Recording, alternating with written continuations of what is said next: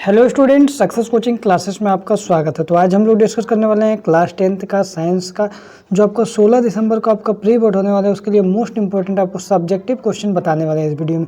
इससे पहले आपका 3 सेट ऑब्जेक्टिव बता दिए, तो अगर आप नहीं देखे हैं तो आप जाकर देख सकते हैं, प्लेलिस्ट बना हुआ है।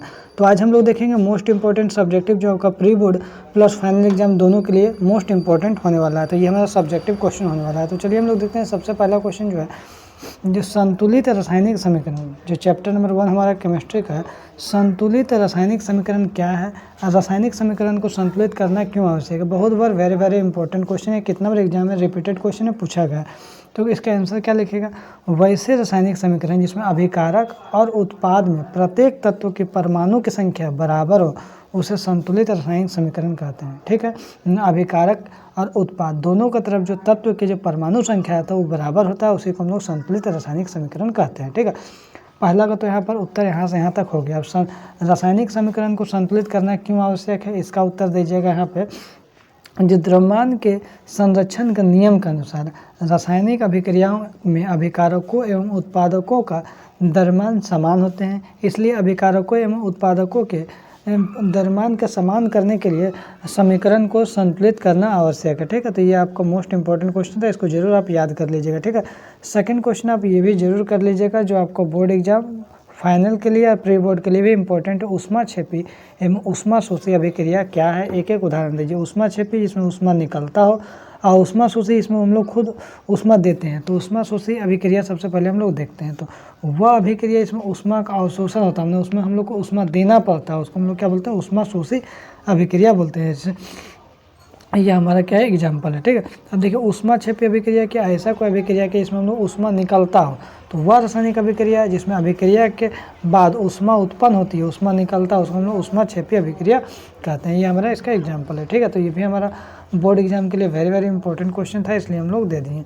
आगे देखिए तीसरा क्वेश्चन, ये क्वेश्चन भी हमारे लिए बहुत ही ज़्यादा इंपॉर्टेंट क्वेश्चन हमको लग रहा है। जो श्वसन को ऊष्माक्षेपी अभिक्रिया क्यों कहते हैं, वर्णन कीजिए। ठीक है, तो देखिए भोजन में जो हम लोग करते हैं, तो भोजन में हम लोग को उपस्थित क्या होता है, कार्बोहाइड्रेट होता है। क्या होता है, कार्बोहाइड्रेट क्या करता है, जो टूटकर ग्लूकोज में बदलता है। क्या करता है, ग्लूकोज में बदलता है। ग्लूकोज का काम क्या है, ग्लूकोज जो ऑक्सीजन से मिलकर हमको क्या देता है, एनर्जी देता है ना। इसलिए हम लोग बोल सकते हैं श्वसन अभिक्रिया से ऊर्जा मिलता है। जब श्वसन अभिक्रिया से ऊर्जा मिलता है तो हम लोग बोल सकते हैं, श्वसन अभिक्रिया को ऊष्माक्षेपी अभिक्रिया भी हम लोग बोल सकते हैं। देखिए हमारा क्या ग्लूकोज है, उसमें आपको 6O2 मिला, तो क्या बन गया, 6CO2 प्लस जल और प्लस ऊर्जा मिल रहा है। ठीक है, आगे देखते हैं। बोल रहा है ये भी क्वेश्चन वेरी वेरी इंपॉर्टेंट है, एग्जाम में कितना बार पूछा गया है।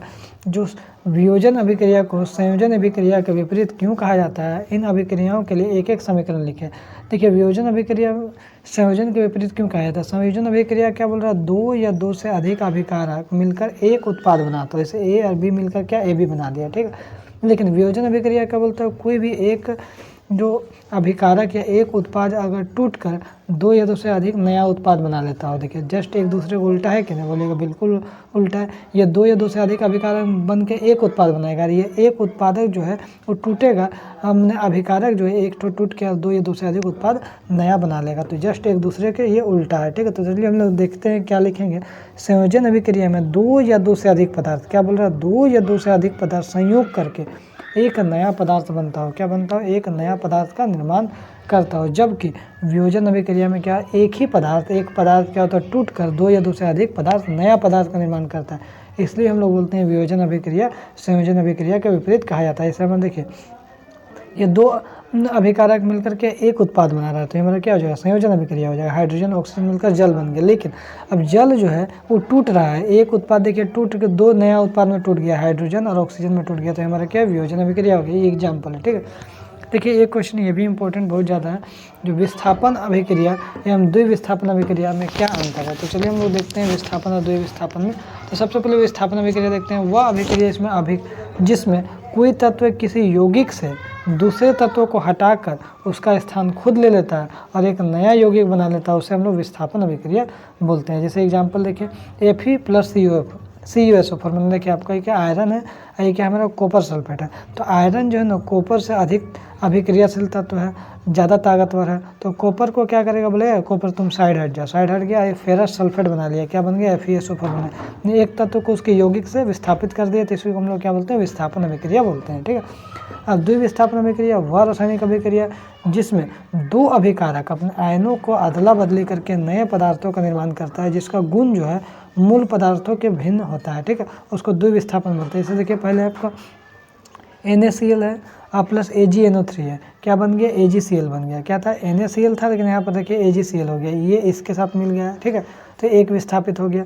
और यहाँ पर देखिए AgNO3 था, तो यहाँ NO3 है, अरे Ag की जगह NaNO3 हो गया। दो लोग अपने जगह को बदल रहा है, तो इसलिए हम लोग उसको क्या बोलते हैं, द्विविस्थापन अभिक्रिया हम लोग बोलते हैं। ठीक है, अब देखिए अवक्षेपण अभिक्रिया से आप क्या समझते हैं, तो वह अभिक्रिया इसमें अभिक्रिया के फलस्वरूप किसी अवक्षेप का निर्माण होता है, उसको हम लोग अवक्षेपण अभिक्रिया कहते हैं। ईवी के एग्जाम में कितना बार पूछा गया है, इंपॉर्टेंट है। देखिए ये हमारा फॉर्मूला है, ये फार्मूला को आप याद कर लीजिएगा। ठीक है, अब देखिए एक क्वेश्चन हमारा इंपॉर्टेंट और था, जो ऑक्सीजन के योग और ह्रास के आधार पर निम्न पदों को व्याख्या करें। एक हमारा उपचयन एग्जाम में बहुत बार पूछता है, और एक हमारा अपचयन भी बहुत बार पूछता है, कभी कभी हमारा रेडॉक्स अभिक्रिया भी पूछता है। ठीक है, तो उपचयन अभिक्रिया देखिए बहुत आसान है, वे अभिक्रिया इसमें ऑक्सीजन का योग होता है, ऑक्सीजन जुटता है, उसको हम लोग उपचयन अभिक्रिया बोलते हैं। देखिए यहाँ ऑक्सीजन क्या और जुट रहा है, तो उसको हम लोग उपचयन अभिक्रिया बोलते हैं। ठीक है, एक होता है हमारा अपचयन अभिक्रिया, वे अभिक्रिया इसमें ऑक्सीजन का ह्रास होता है, ऑक्सीजन का कमी होता है। देखिए यहाँ ऑक्सीजन क्या कमी हो रहा है, ZNO से क्या हो रहा है, ZN हो रहा है, ऑक्सीजन का कमी हो रहा है, तो उसको हम लोग क्या बोलते हैं,